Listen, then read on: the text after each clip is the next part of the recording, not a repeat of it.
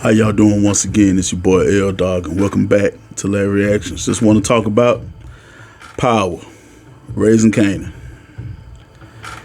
Once again, I know I sound like a broken record. This shit just keep getting better and better. But let's get right into it. So picking up right where the last episode left off, y'all all know Marvin and Renee, they got shot at. That's how the last episode ended. And like I said, there were repercussions, whatever. The guy that did it, Jimmy. So you saw Jimmy hanging out with his friends or whatever like that. I believe they were at a bowling alley. And as he was walking to the car by himself, he got confronted. There's a gun pointed at his head. Turn around, it's Lou. Basically Lou like, this for you taking shots at my brother. Pop pop. Jimmy's no longer with us in the store. There's no way that they thought that was gonna go unanswered. There's no way in hell. But moving right along. So what happened afterwards is Sal Baselli, I'm saying that right, the head of the Italian family, he basically finds out what went on or whatever like that. And so they call Unique in. And basically he has a meeting with Unique, and he's telling Unique that, hey, I know I put you in position with Rock, you know what I'm saying, for the business or whatever like that. But I want you to find out everything you can about her family, and her business. And Unique was like, with all due respect, you know what I'm saying, I ain't the biggest fan of Marvin anyway, but that business, that's you and Rock business. That ain't got nothing to do with me. You know what I'm saying? And can't do nothing but respect it. And I, you know, because easily Neat could have been a son of a bitch and been like, hey, you know what I'm saying, I'll do that, I'll take care of that, you know, but what's in it for me? But he wasn't even thinking like that. He was like, look, man, I ain't trying to disrupt basically what I got going on. You know what I'm saying? But still though, you know, Neek know when to move and when not to move. You know what I'm saying? He saw that whole situation would just turn out bad. So basically, he declined. He said nah. He said hell no. And you know, honestly, I don't blame him, because he's working right up under Rock. So you know what I'm saying, that can make trouble for him. And he just kind of back on the come up. So you know what I'm saying, he don't want to fuck that up. But man, so basically the Italians, they're basically ready for war. They are ready for war. But like I said, they cannot think for 1 second that them shooting at Marvin, Rock's brother, was gonna go unanswered. Man, come on. Come on, bro. She didn't try to be civilized, y'all. One time, you mad because your son got killed, and y'all already took out the motherfucker that killed your son. He was there. It's a clusterfuck. It's a clusterfuck. A lot of shit going on. Famous. Jesus Christ. Okay. So let's get into the point where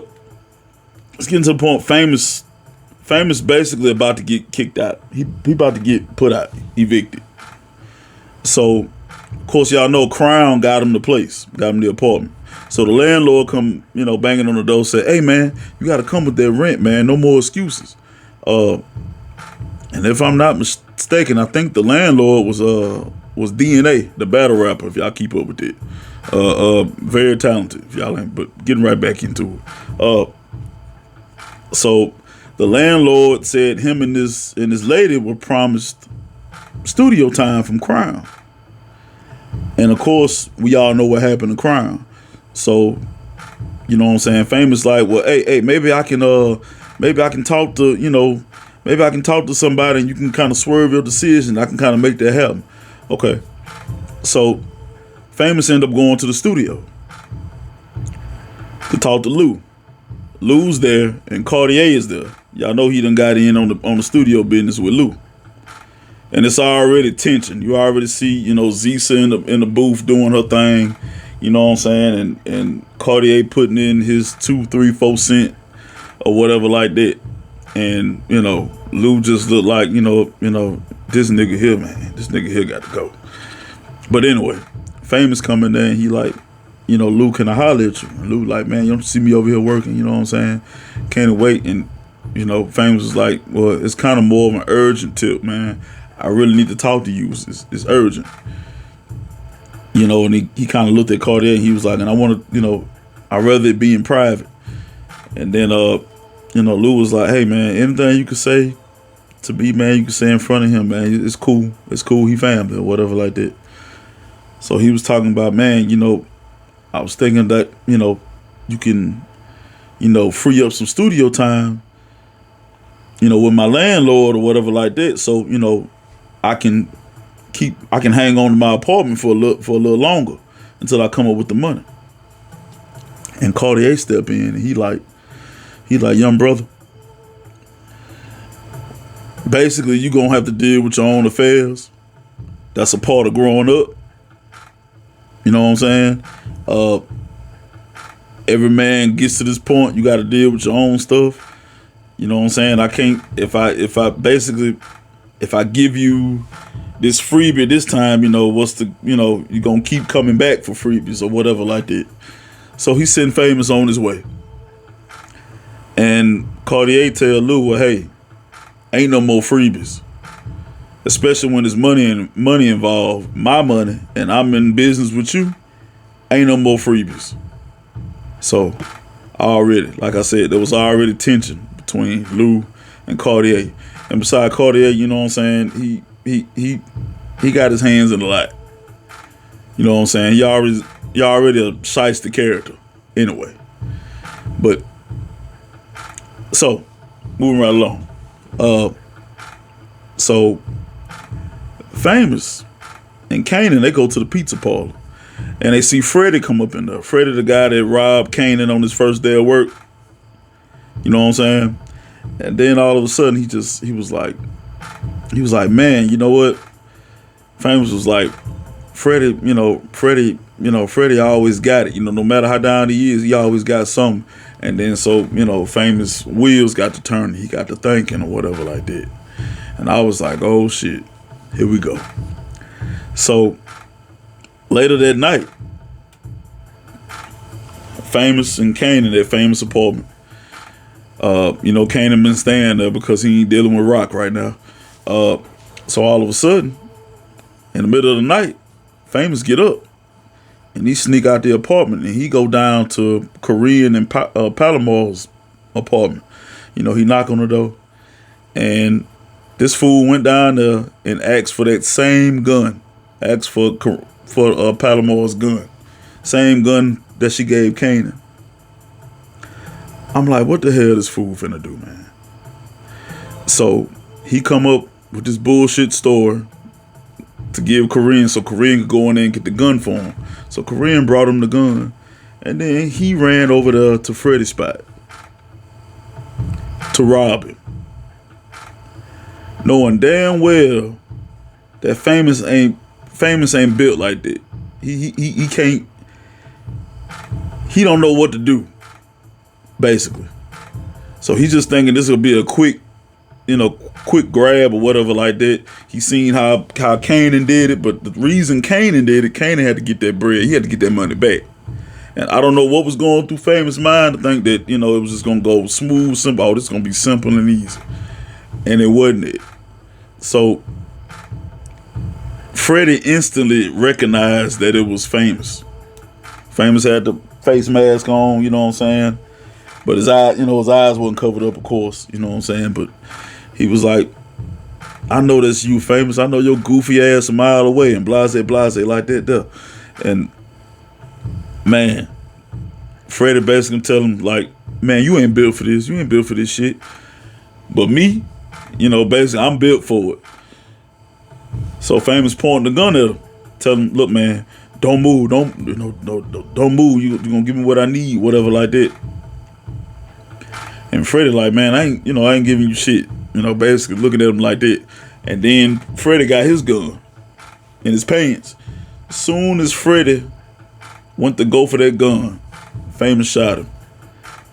Famous killed him. Shot him 3 times. Famous ran off. Now, when Freddie body, when he hit the ground, his foot hit the door across the hallway. The hallways in the apartment complex, they narrow. That door opened. So somebody heard that whole fucking conversation. And when the police come asking about what happened to Freddie, Famous name gonna come up. And that's gonna be a whole lot of shit. And I guarantee you that's gonna come up in the season finale of the next episode. He should have he should have had a better plan. That ain't no plan. And then if you're gonna do it, man, do it. I mean, you could have told even though he probably could have told Kanan, but you know what? Now that I'm thinking about it, Kanan probably wouldn't with one, but Kanan probably would have came with him. I mean, I don't know, but you got to do something else besides smoking and partying all the time, bro. It's especially you got your own place. Crown ain't here no more, and they didn't mention that. They didn't mention about Crown body being turning up neither. So I'm pretty sure that's gonna happen. That's gonna happen in the season finale. But man, so Freddie no longer with us. But moving right along. Burke, Detective Burke, goddamn, Howard's partner. She's still digging. Y'all remember that crackhead Sam? So, Sam got picked up basically for urinating in a public park. And to get loose, he started, you know what I'm saying, for him not to get put in the holding cell, he started blurting out information. And of course, y'all know he was there when Kanan shot Howard. So he blurting out when he go to the police station that, hey, I got information, man. I got information that y'all need, brother. And he just blurting out stuff. So, of course, Burke get a wind of this. And, you know what I'm saying, fast forward, Burke ends up talking to Sam right outside the precinct. Little does Burke know that Howard was watching the whole thing. Howard was watching Burke talk to Sam. So it's like, what the hell? That chick is gonna come up missing. I'm telling you. She worse than sex. Almost. I didn't think nobody could be as bad as sex. But anyway.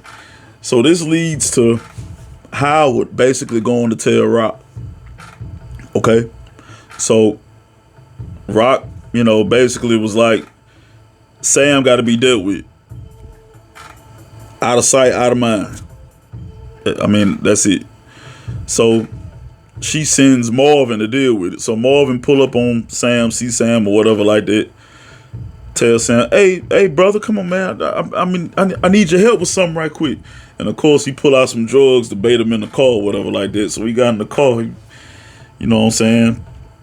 Took a ride or whatever like that. I'm like, Marvin finna off this motherfucker. He finna shoot him. He finna get rid of his ass. So they end up, what happening, it was a complete opposite. Marvin drove this fool to a bus station, gave him a wad of money, and told him, don't come back. I'm warning you, Sam. Go do something with your life. Go do something else. But if I see you again, you already know what it is. Now, you know damn well you can't get no drug addict, no crackhead, that kind of money, and think he gonna do right. So he got on the bus, and the bus drove off, and Marvin kind of waited there a little bit. He was kind of seeing the bus off. And so Fast forward, the bus get a little further, down the road or whatever like that, and then all of a sudden you hear Sam say, stop this motherfucking bus. I'm finna get off this motherfucker. And he got off the bus.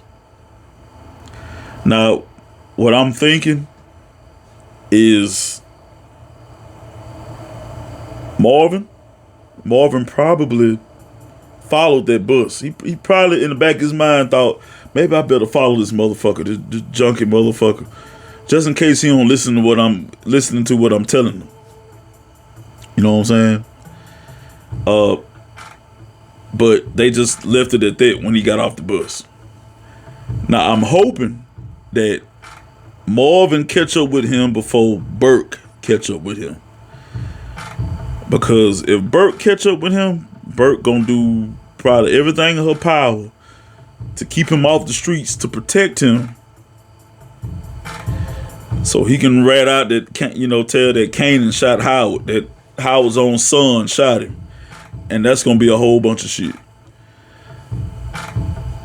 Burke done already ran up on Rock, so she like a she like a bloodhound. She ain't playing no games. She trying to get to the fucking bottom of it. I don't know why she digging so bad, but she is fucking digging. And that whole scenario, that says a lot about how much Marvin's character has changed. His relationship with Juke has even gotten stronger. And, I saw that coming.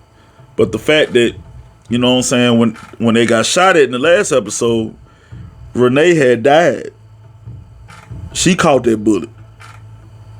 So that's something else that's really been, bothering him too. You know what I'm saying? She, because he was at the funeral, and he had the sunglasses on or whatnot. You know what I'm saying? But he was waterworks. He was in tears, man. You could tell that really hurt his soul, because she liked him and he liked her. You know what I'm saying? And she's no longer here because of what they're involved in. And he even had a heart-to-heart with Juke. You know what I'm saying? He said, I'm just trying to get right. I done some fucked up shit, and I want you think my good can try to outweigh the bad, but basically you feel like the bad is outweighing the good. You know what I'm saying? And he working on him, one day at a time. And that's good progression, man. That's he done changed. He changed a whole lot from season 1. A whole lot. But moving right on. Cartier. Now Cartier got his hands in all kind of business. You know what I'm saying? He already in the studio shit with Lou. But he been hanging out with Rock. He been talking about he got this going on, that going on, you know what I'm saying? The business he got going on in DC. You know what I'm saying? Cartier talk a whole lot. He talks a whole lot. But little does he know that, you know what I'm saying, Rock doing business with his competition / friend / rival, whatever, Tremont. So Rock and Tremont, they have a little meeting, and basically, you know what I'm saying, Rock wanted to show that she's a woman of her word and that she can make things happen. She got Tremont's right-hand man out of jail. And Tremont was like, okay, well, I appreciate the favor of what you did. I'm gonna show you, show you gratitude for that. But far as the business, it can't be no business between me and you if Cartier is still around. So in order for their business to progress, somebody else has to be stopped. Meaning Cartier. So fast forward, Cartier going up the elevator. He gets up the elevator. Elevator doors open, and who waiting there for him? Rock and Lulu. And very little said, and pop, pop, pop, pop. It's over with. And then to put the final nail in the coffin, Lou shot him one more time while he was walking, while he turned away. It was man. So Cartier is no longer with us. And basically, what's gonna happen? Like, far as Cartier's assets and stuff like that, like what's the next move? I mean, they got to deal with that. They got to deal with that Tony D's fiance. He in the hospital. He's still alive. So they still got to deal with that. And then the big thing, the war with the Italians. Man, they starting to do recon. They are not playing. And Rock and them gonna have to come with their shit. Like, they really gonna have to come with their shit. And Kanan, there was a part with Kanan having getting a strong relationship with his father. Learned that Howard is Muslim. You know what I'm saying? He trying to get back into it. You know what I'm saying? And they had a conversation about, he knew that, he confronted him talking about, man, I know that you're my father. You need to, produce no paperwork, to do that. You could have just told me. You know what I'm saying? So I can imagine what's going to happen in the season finale. Especially with this war and the shit Marvin got going on. Sam done got off the bus. He's still in New York and he's supposed to be gone. I mean, man, it's just, it's going to be chaos. And I can't wait. I can't wait. But y'all let me know down in the comments what y'all theories might be for the next episode. What y'all think might happen and who y'all think gonna catch that bullet. Whew, boy. And once again, y'all make sure y'all like and subscribe. God bless the Fed. Whoa.